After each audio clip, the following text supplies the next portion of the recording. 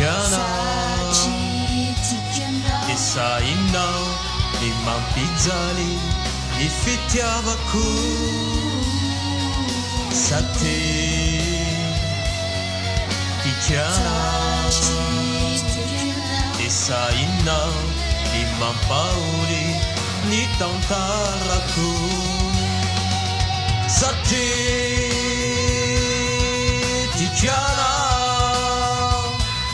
de sitrakao ho fahorinangano anjarako satria efa nolazaiko anao zay niafina tao amboko tao fa ianao ileny ianao no tiako doriny ianao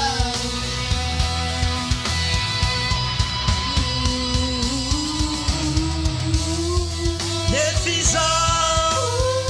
lavitra ianao ka tsy mety mangina ity fo mbola tianao averiko indrao ireo dinatry izay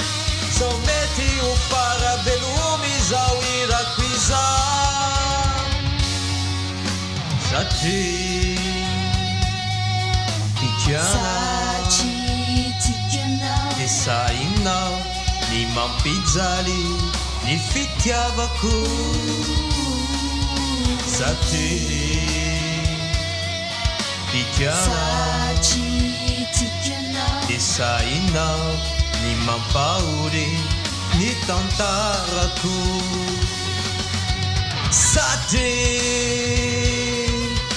tianao de sitrakao ho fahorinangano anjarako satria efa nolazaiko anao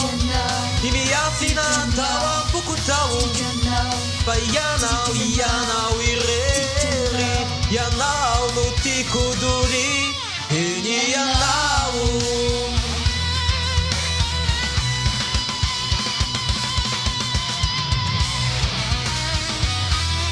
tiako ianao